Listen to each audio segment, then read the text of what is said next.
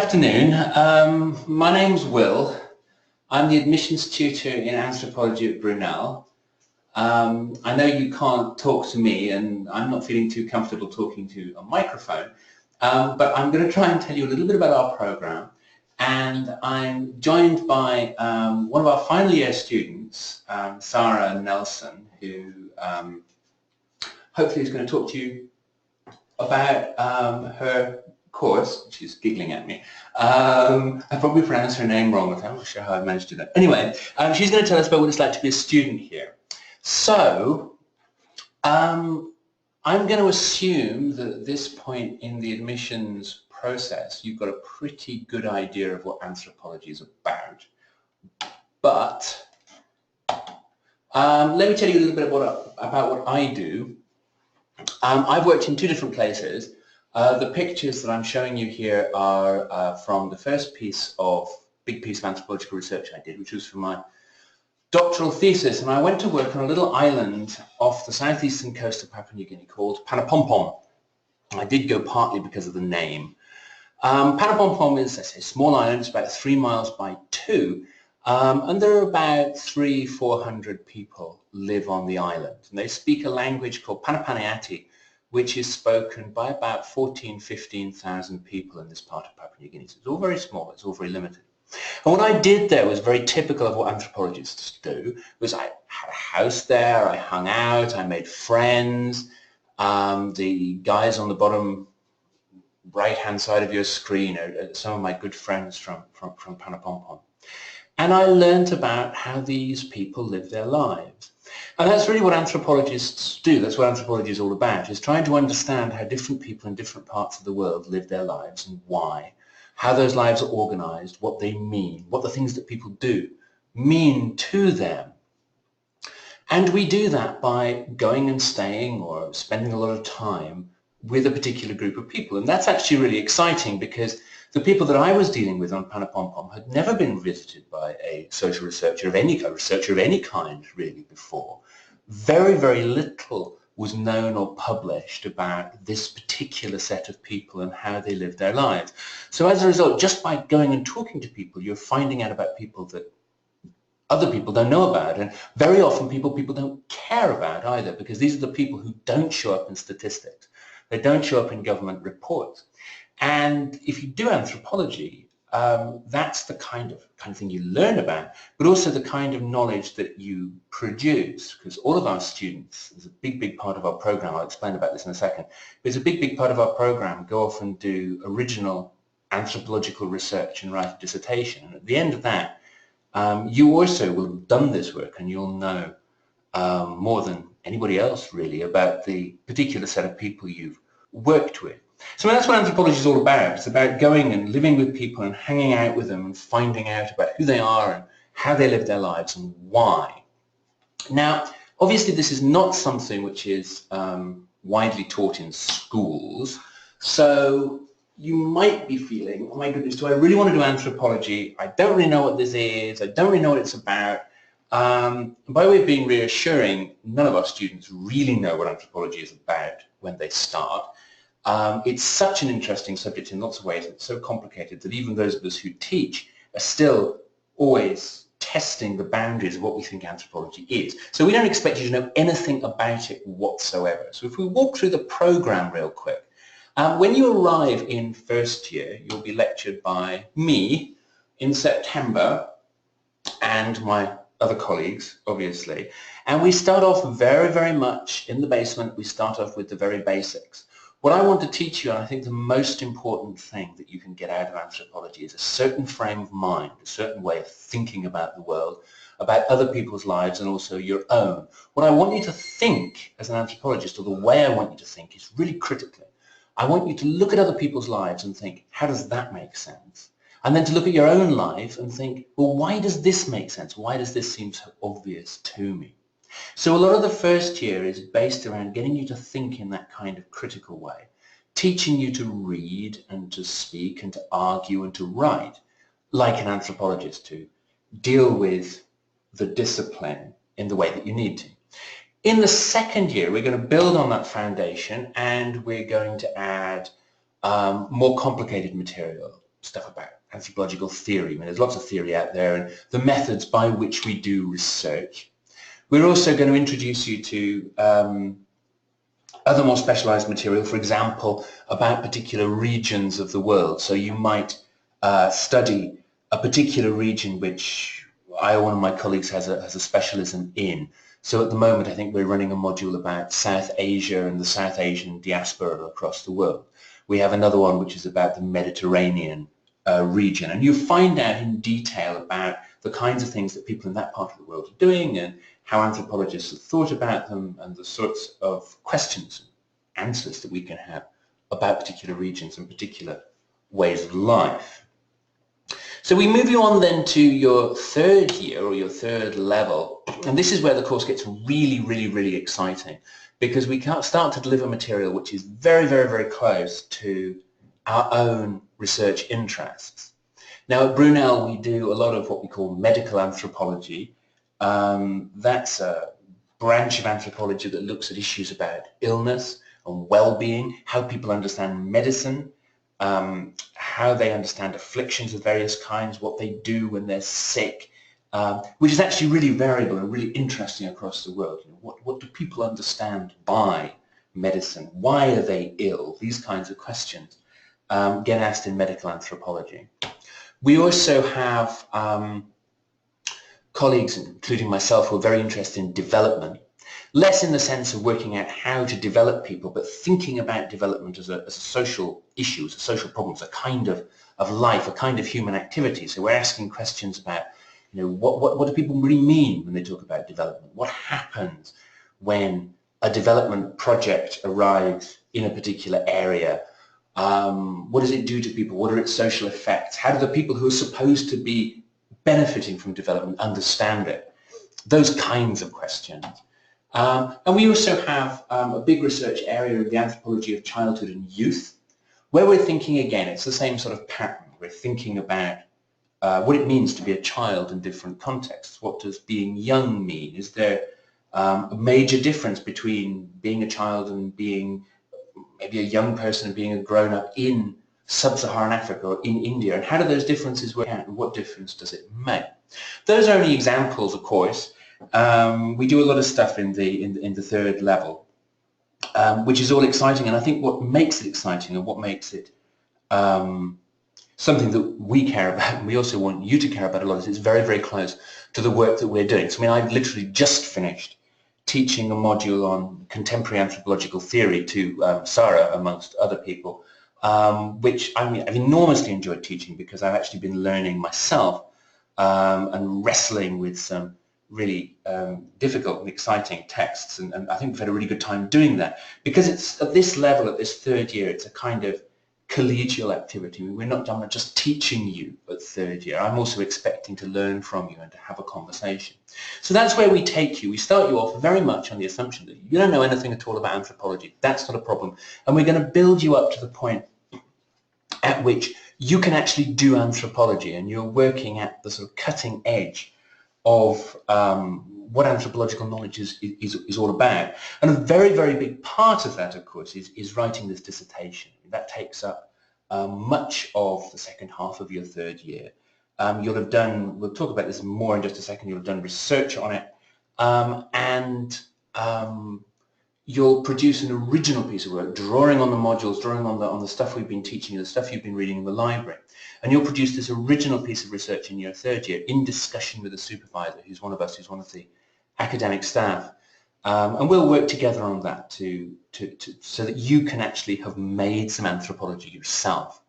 And that's, in some ways, is the best bit of teaching here, because I teach first years, I teach second years, I teach final year students, and I get to see you come in and I tell you all of this crazy stuff about weird things that happen on the other side of the world, and you're all like, wow. And you can see your minds opening, and that's wonderful. And you work your way through the program, you work your way through the modules, and at the end of the day, I get to supervise your dissertation, and I get to see you actually producing some real anthropology, producing some new knowledge in anthropology on the basis of work you've done yourself. And that's, for me, incredibly satisfying, and I think for our students also a very enriching, a very productive experience for them as people and it produces in them lots of skills and really useful critical attitudes they take forward. I mean, talking about this, you can't see this because you can't see me, but I'm actually welling up talking about how our students progress, so I guess I'd better move on. There's much more, obviously, that we do than just these few examples. And if you look on our course pages on the internet, you'll get a little bit of an idea of the sort of range of modules that we do. And obviously, if you've got more questions about those, you can ask them at the end, or you can get in touch with me by email, and I'm very happy to answer any questions about the program. So how will you be taught? Lots of people ask this, and they want to know where their tuition fees go and how much contact they get. What you'll find with degrees like anthropology is that there's not as much contact as there would be for a very heavily taught, very technical degree like engineering, for example, but there's quite a lot. What you'll get if you arrive in first year in your first term, you'll be enrolled on 3 different modules. At this point, you won't have very much choice about what those modules are, but you'll have 3 different modules which will be taught by different people. Some of those modules might be taught by 2 people who will share the work, so you get 2 different perspectives on the material you're being taught. Each of those modules will have 1 lecture per week. That's a 2-hour lecture for each module per week. That's 3 lectures, 6 hours of contact in lectures. And those lectures are a little tiny bit like the experience you're having now. You'll sit in a large room in your first year with the entire cohort. So we're talking about 30 people, school class size, basically. And somebody like me will explain to you about a particular issue. The lectures are there essentially so that you have grounding in a particular subject, a grounding in a particular field or on a particular question in anthropology. So to give you an idea about how to proceed learning about this particular thing. You'll then take what you have learned in the lecture, what you've heard in the lecture, and you'll have a reading list which will tell you what to read. In fact, all of that stuff is online, so there'll be a website where you can go, you can look at your reading list, and in fact lots of the reading materials will be digital, so you can get this stuff without ever having to go to the library. In fact, I'm very old-fashioned, so I think about you going to the library, but you'll go and you'll get these readings that are associated with this lecture, and with the lecture in mind, you'll read that material. And that's actually where the real learning in some ways takes place. We in the lectures, we're shaping, we're directing you in a particular way. You then go off and you do the reading, and you come back to a seminar. Now, the seminars are small group sessions. You'll be in a group with maybe at most 15 people, which will either be led by an academic or by one of our postgraduate students, a PhD student. We tend to get them in for teach first years because they're a little bit less intimidating than the proper academics are, even though obviously they know their stuff. That'll be an hour-long session, and what you do in that session is you discuss these things that you've been reading. So all that I was talking about developing these critical skills, about learning to read anthropology, about learning to take apart an argument and put it back together again, to test whether particular arguments, particular theories or ideas about the world make sense. That's the work that goes on in the seminar. And that's a really big part of the way in which you learn an undergraduate degree like this. It's very important. So there's 3 hours of contact there. That spread is pretty typical. 2-hour lectures, 1-hour seminar. We at Brunel, we like to, we have a small cohort. We're looking normally at taking around 30 or so people every year. We've got 9 members of academic staff, which means that we have a pretty good ratio of students to staff. We can invest a lot in our students, and to help us to do that, we've also recently established a system where you'll also come to a tutorial for 1 hour per week in your first year. That's going to be in a small group. You're not going to have to go one-on-one with a lecturer. It's not quite that bad, but there'll be 2 or 3 of you will come to your tutor's office, and different colleagues do this in different ways, but the way I do it is I'll give you something to read, or I'll give you something to write, or something specific to think about, some particular task. If you've got an essay to do or whatever, I might send you off to prepare that. And you'll come to my office and we'll sit for an hour, we'll have some biscuits, we'll have some tea. I'm afraid I don't quite run to sherry and that kind of thing, but we'll have, we'll sit around and we'll have a conversation about this stuff in a one-on-one sort of way. That adds up to 10 hours of contact a week. So that's the way we deliver the teaching. So in these three ways, there's a lecture, a seminar, and a tutorial, and also you're doing a lot of legwork in our library, working out, learning about this stuff and getting the details. These people then, this is our staff. As I say, there are 9 of us. You can see me looking cheery down in the bottom left-hand corner, and obviously some of these pictures are really rather terrible, but give you an idea. We're all very nice people. Some of us obviously are larger than others. One of these people then in September will be your tutor, and that will be the person that you will go to see every single week, and they'll be the person who will be responsible for looking after your development as a student, making sure that you are making the transition from school to an undergraduate degree. Because, I mean, there's no point in skating around this. It's a big jump. It's a big leap, really, from school to university. We're asking you to do a lot more independently. So it's really, really important you're supported. It might be that these people are helping you with your essays, helping you with your assignments. How do you argue a case? How do you write an essay at undergraduate level? Again, it's a slightly different kettle of fish from school or college or what you've done previously. Or, of course, it might be that you're an absolute genius, which is always nice when that happens. And, it may be that there's something that I'm reading that I'm not too sure what I think about it, and I can give you something really exciting and contemporary to read, and you can read that, and then we'll have a discussion about that as well. So really this tutorial system is all about tailoring your degree to what you need, to what you want, and trying to get the very best out of you. Now, we do this degree in, I'm sorry about this rather opaque diagram, I will talk you through this. We do this degree in a number of different flavors. You can do anthropology as a joint with sociology, or as a single honours degree. Most of our students are on the single honours programme, though the sociology programme also works pretty well. And both of those degrees you can do either in 3 years or in 4 years. Now, just to talk you through the single honours programme very quickly, if you do it in 3 years, it goes exactly as that diagram with the little boxes flying onto the screen that I showed you a while ago works. You do your basic entry-level modules in year 1. So this is the top table on this slide. You do your basic entry-level modules in year 1, and then you have a vacation. And then you come back and you do the sort of mid-level modules, the regional stuff, the theory, the methodology, and these kinds of things in your second year. Then at the end of your second year, you won't have any exams in the third term. So you've got between Easter time, essentially in the following September, to go off and do some research for your dissertation.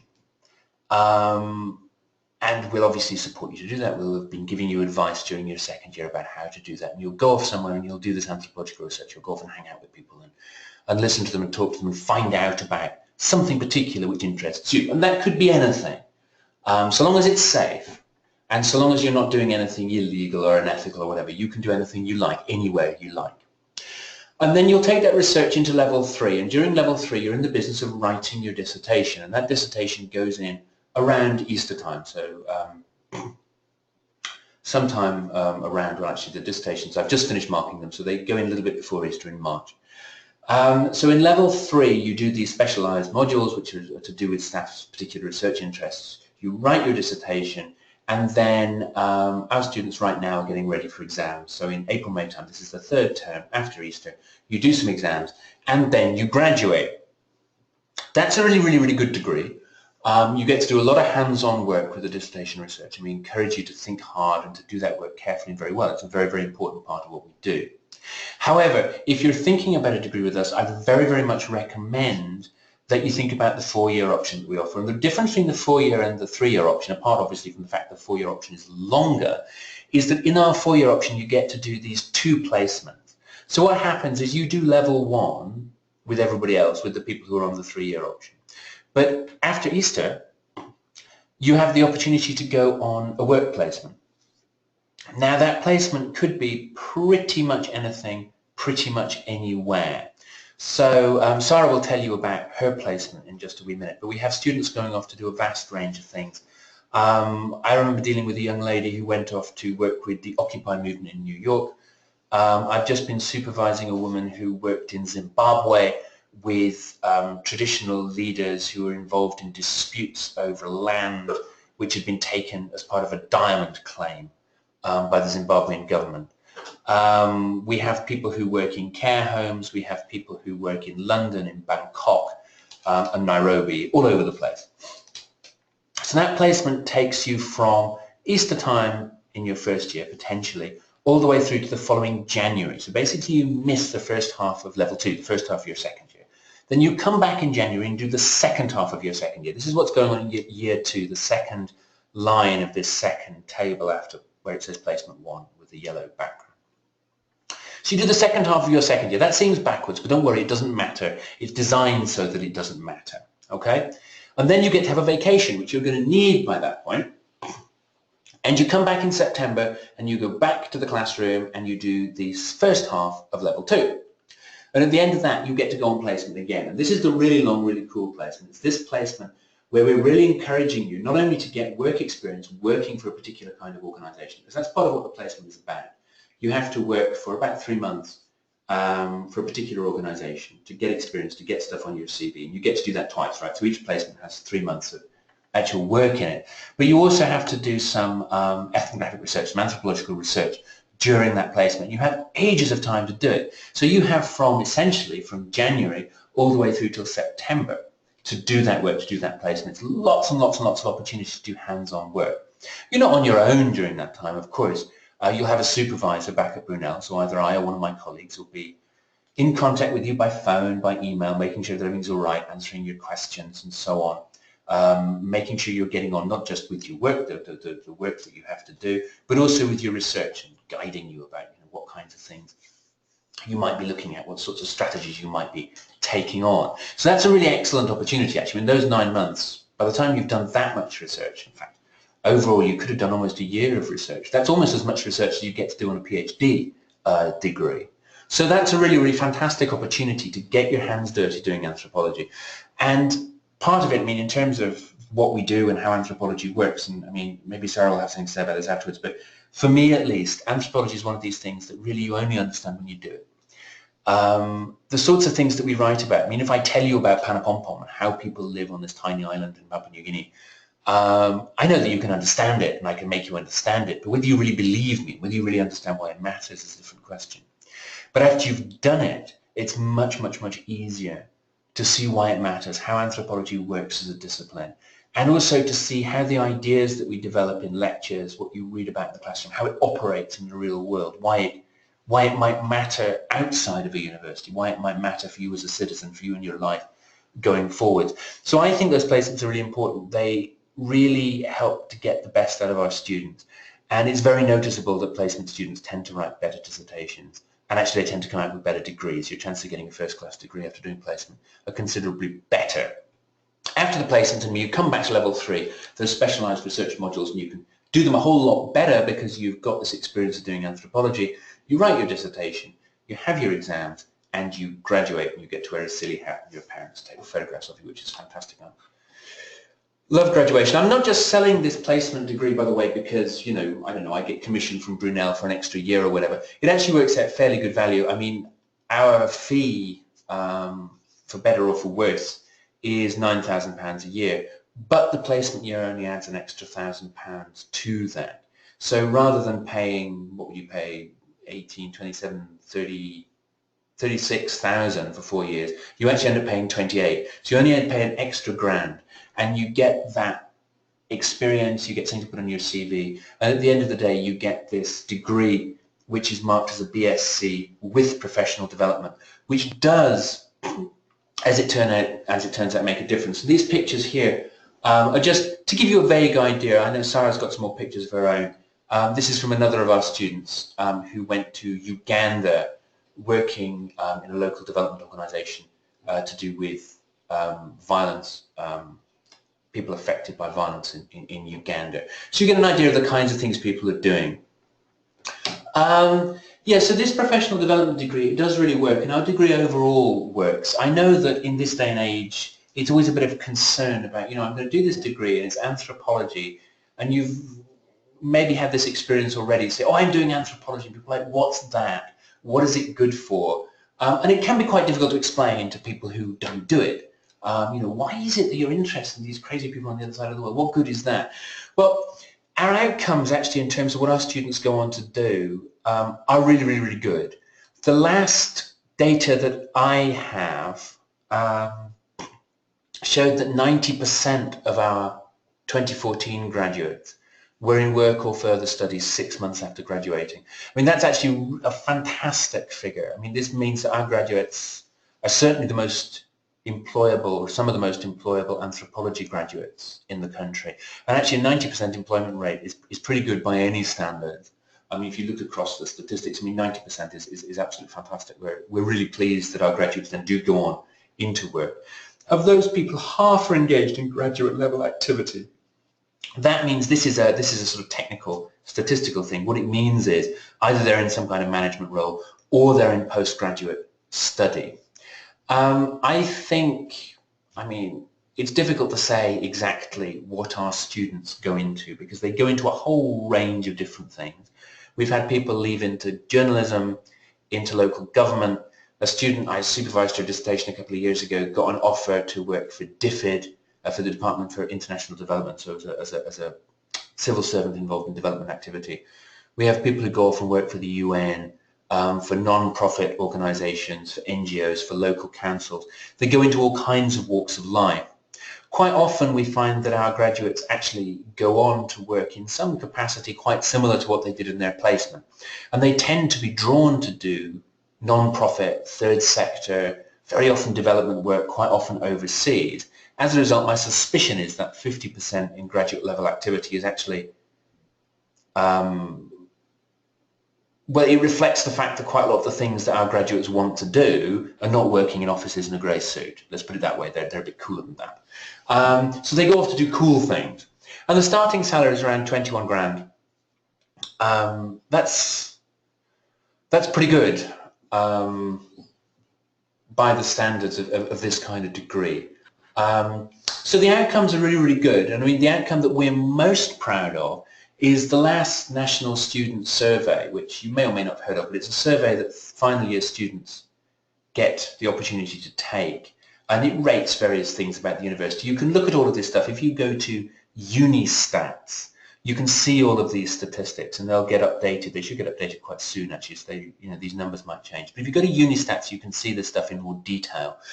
But the statistic that we're most proud of is that every single one of our students in the last cohort to take this survey, it's not the current third year, but the third year before that, were satisfied with the course. They were pleased with what we'd done, with the teaching that they'd given, the support they'd received, and with the university generally. Overall, they said that they were happy with the course and with our program of teaching, which I say we're enormously proud of, and those are the most satisfied anthropology students in the country. And obviously you can't get students more satisfied than 100%, so we're pretty damn pleased with that.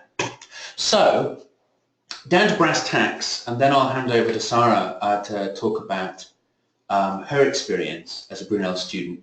Hopefully you're sitting behind your computer screen saying, wow, this looks absolutely fantastic, I want to be an anthropologist, I want to study at Brunel, which is great.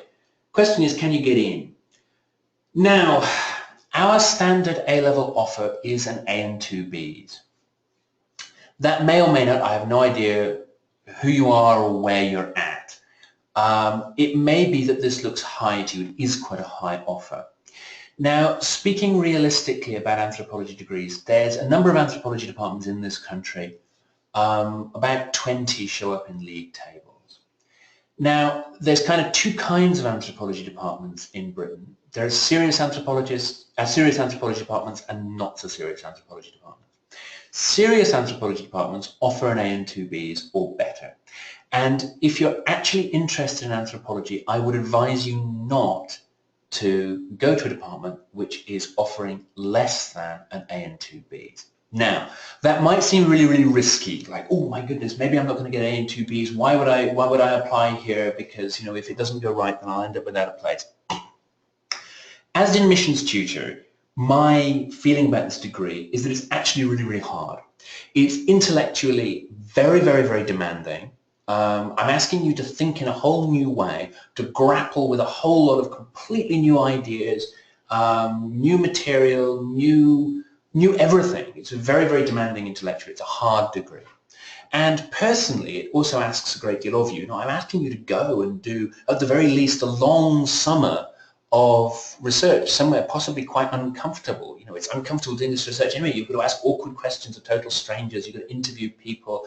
You might be doing it on the far side of the world, which is great and it's fun, but it's also, you know, it's hard work.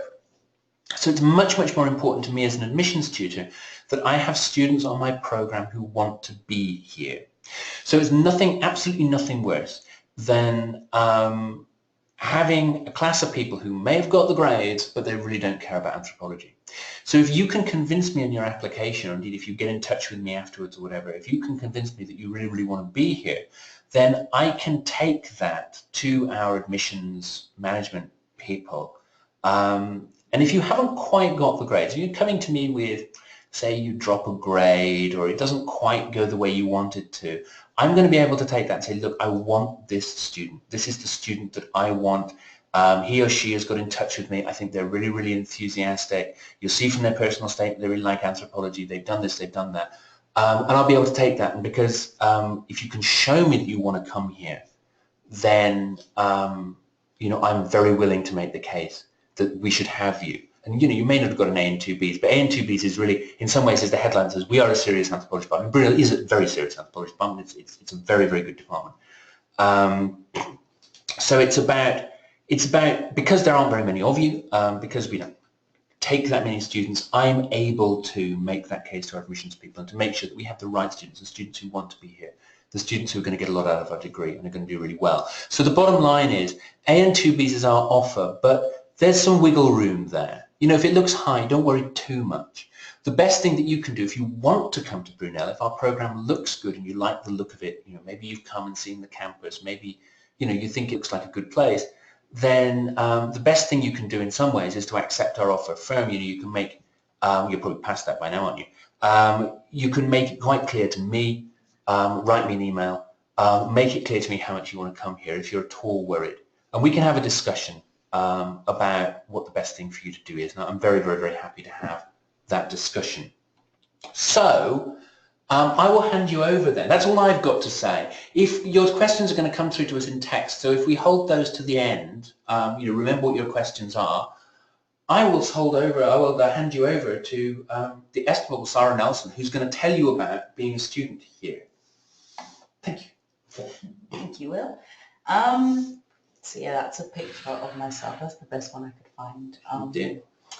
I know it's very unfortunate, but yes, as it says, I'm a final year social anthropology student at Brunel, and throughout this talk, hopefully, I'll be able to explain my time here, what I've learned, and how my experience is sort of, I'm hoping, will shape my future and my career path to come.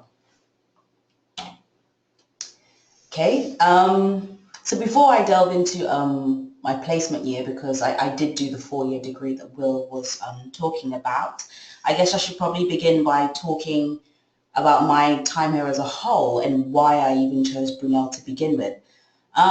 So I did get offers from other universities in London, but I remember going to visit them and it just didn't feel quite right. I got offers from other universities that were higher in the league table, that were higher in the rankings for anthropology. But when I went there, I just remember looking around and nobody looked like me. It was rather chaotic because it would be in the centre of London and the whole hustle and bustle of getting from one place to the other, and nothing quite felt right. But when I came to Brunel, I remember just looking and everything was on campus to begin with, which was really ideal for me. I liked the idea that I could just sort of roll out of bed and I would be a walking distance from my lecture rooms.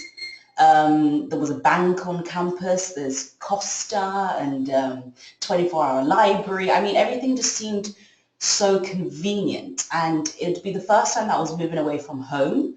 So it was really important to me that where I was moving to felt like a new home and felt really enclosed and comfortable. And that's honestly the reason why I picked Brunel, because I think academically, A lot of other universities offer roughly the same thing in terms of structure, in terms of format, but that's the key reason that I chose Brunel. And I'd say my time here has been really, really interesting, really fun. I got to live by myself for the first year. I got to go grocery shopping, which I really didn't like, but I had to eat, so I learned to adjust. I made loads of friends. I think the first year was probably the best year because you're sort of new to everything. You want to try loads of things, go to loads of places, you make new friends, and I think it's just really exciting because you're all in the same boat. I remember thinking, I don't know anyone at Brunel. I was the only person that applied for it. I didn't know anything about anthropology, really, if I'm honest. But I remember coming here and everyone was just super friendly and everyone was equally as confused as I was. So yeah, it was great. I made loads of friends. And I think that my time overall in Brunel, I mean, I don't have any other university experiences to compare it with because this is the only uni I've been to, but I can't really fault it. I think overall it's been really fun. Academically, it's really broadened my mind, as I will speak about later on. And I'd rate it quite highly, I suppose. So now moving on to doing my placement at Brunel, I should point out that when I first started or when I first applied to the uni, I applied for the 3-year degree, which is just staying in uni for the whole 3 years. And then I remember in the first term, we had a talk from placement students that came in that showed really exciting slides and pictures of traveling abroad. I think one girl went to either Uganda or Zimbabwe, and she was just sharing all these really exciting stories about what she encountered and how life-changing it was. And I thought, man, why did I pick 3 years? I'd rather do 4-year degree. I'd rather pay the extra £1,000 and have my own personal stories to share, my own personal experiences of being in the field. So I emailed my lecturers and I said, look, I'd really like to change it to 4 years. And it was really no problem, and I was able to do that. And I think the reasons why I picked the 4-year degree was, one, I got to travel because I was really contemplating taking a gap year because I was honestly exhausted from A-levels. Oh my goodness. Yeah, hats off to you guys. I understand the struggle. Been there, done that. So I was really thinking of taking a gap year, but my mum forced me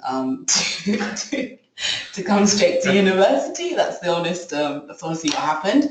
Because she was convinced if I took a gap year, I wouldn't come back to education. And she's probably right. So considering I was toying with the idea of taking a gap year, the thought of being able to travel not once but twice and get a degree for it at the end seemed like a no-brainer to me. So that's the main reason I chose placement. Will's kind of explained the structure of it, the fact that you go away twice. Each placement is between 2 to 4 months long, and you get to go anywhere in the world. Of course, you can stay in the UK, and some of my, I was going to say colleagues, but they're not colleagues, but my fellow students did stay in the UK. I'm not sure why. For both my placements, I went abroad, as I'll talk about later on. And all that's required of you really is to write a short report upon your return about, you know, what you encountered in the field, what you learned, how that shaped your understanding of anthropology and your degree as a whole. I mean, this report is not that difficult to write. And to be honest, from being somewhere and speaking to people for 4 to 6 months, that report is no problem. In fact, I thought, I've got too much to say. I spent most of my time trying to cut down things because I just learned so much. So I wouldn't let writing the report kind of put you off it, because it really is a worthwhile experience. So my first experience, my first placement I should say, was in Ghana. I'm originally from Ghana. That's a picture of me and some village kids. I went to that particular village to hand out clothes because a lot of the kids don't have shoes or clothes. So on this particular day, we just kind of had an outreach program where we went to these villages and gave out clothes, and they really, really appreciated it. So many things that we take for granted, but it's so valuable out there. So anyway, my first placement was in Ghana. I'm from Ghana, like I said. I used to live in Ghana. I grew up there for 9 years before moving to the UK. And you've heard the saying that charity begins at home, and I really couldn't decide where to go on my first placement, but going to Ghana seemed like a good way of kind of giving back and also learning, of course. So through good old Google, I just looked up volunteering programs in Ghana, and I stumbled across this rehabilitation center called Chosen Rehab. It was in Ghana. It was in Accra, sorry, which is the capital of Ghana. And it was for a period of 5 months. Whilst there, I worked from Monday to Friday in this rehab. Like I said, it was for drugs and alcohol addicts. It was a rehab with about 60 men that had literally just come off the streets, had decided that they didn't want to live this life of addiction anymore and wanted to change their lives. And so they came to this rehabilitation center, and my main role was kind of the admin work to begin with, just kind of logging people in and out. A lot of the charity's funds came from local churches or family members of the addicts or recovered addicts that had now found jobs and wanted to financially contribute to the rehab. So I was kind of helping in lots of different areas, and I'd say that this first placement really gave me an insight into what it was like to be an anthropologist, to be out in the field. I asked so many questions. I just tried to immerse myself into the environment as much as possible, and that's kind of what anthropology is all about. And in my second placement, I kind of developed further on this skill. I went to South Africa. I literally spun the globe and my finger landed on South Africa, and I thought, yep, we'll do that.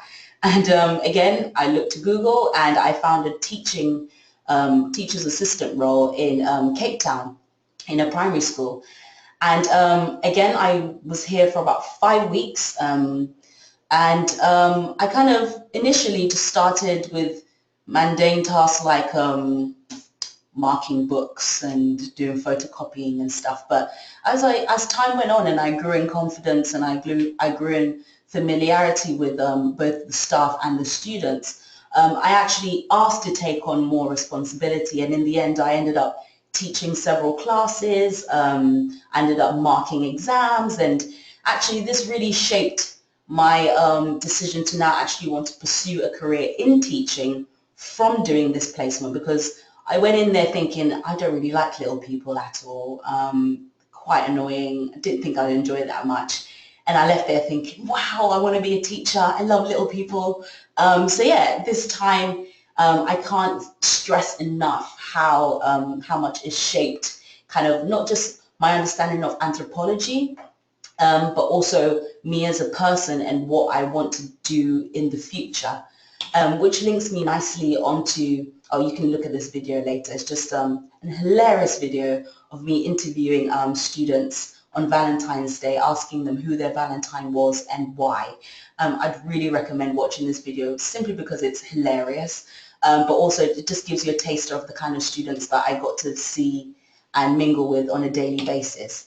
So yeah, both the placements, I saw my grades really increase as a result of going on placement, because rather than just kind of knowing anthropology in theory and reading other people's experiences or hearing shocking stories that will tell you in your first year, I actually got to do anthropology and I got to experience it for myself firsthand, and I got to ask those questions and I got to make really, really silly mistakes in the field, but then also learn from it as a result.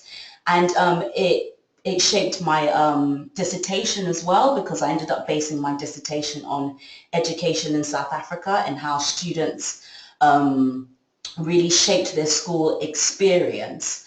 And again, like I said, it's also shaped me in the sense that I now want to pursue a career in teaching, and your transferable skills, which lots of employers are now looking for: confidence, being able to talk to different people, being able to adapt to different situations, listening, lots of these skills. You learn all that in the field.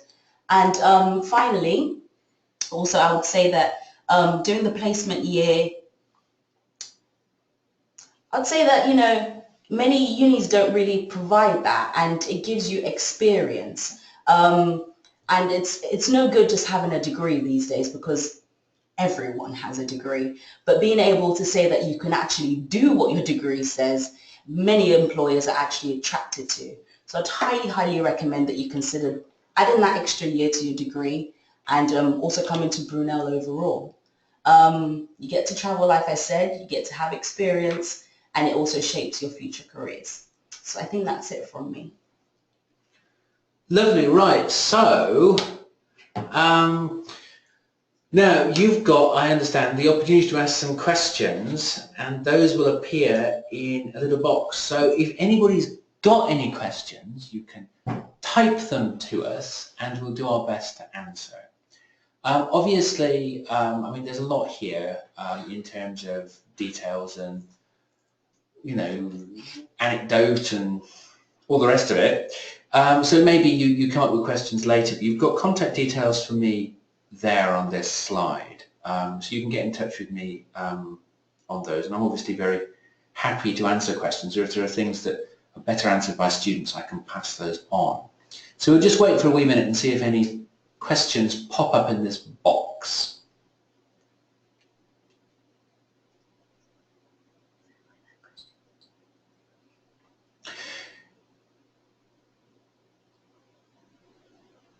Okay, so there is one question which we get asked an awful lot, and that's about how we actually set up placement students and how we support them.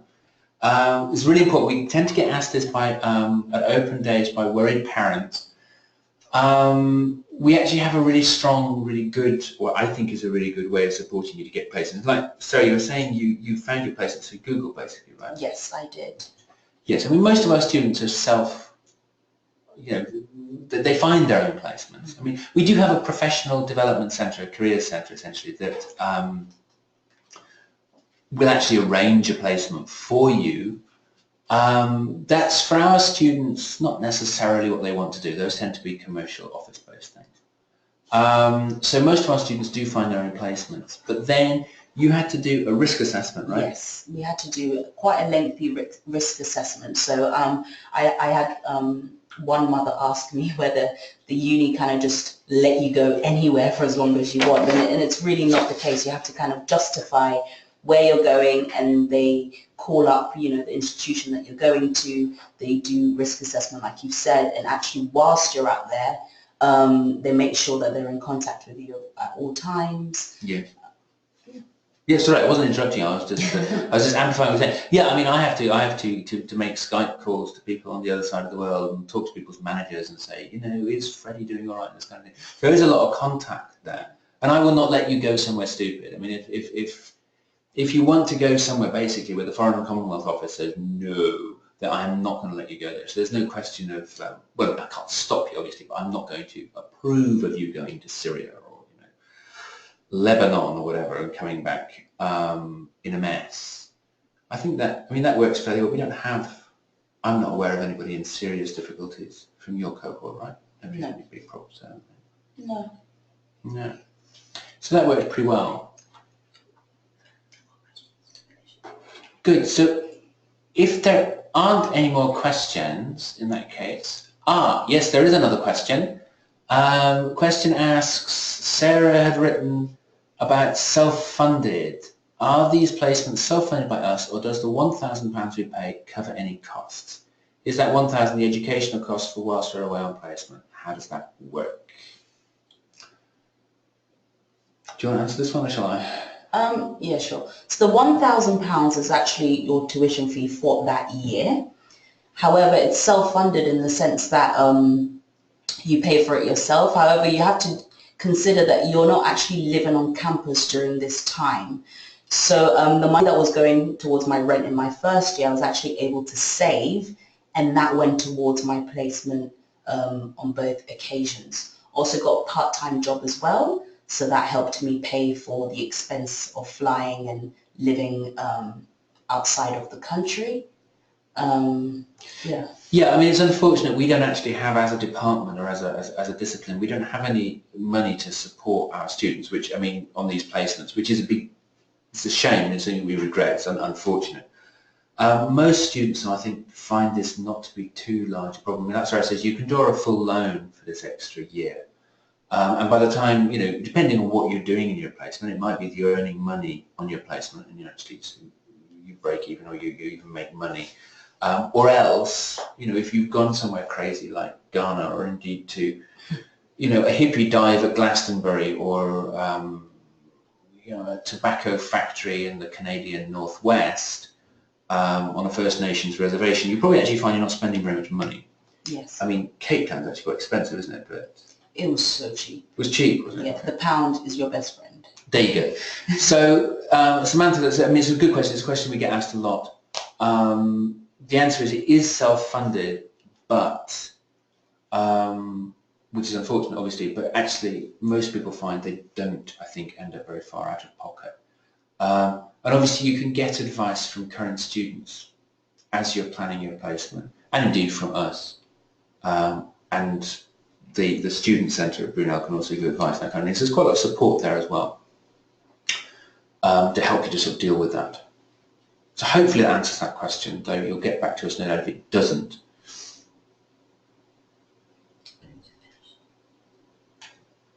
Okay then, so if there aren't any other questions, then we'll stop there. And thanks ever so much for listening. As I say, my details are there if you want to get in touch with me with any other questions you've got that you come up with later. And we hope very much to see you in September.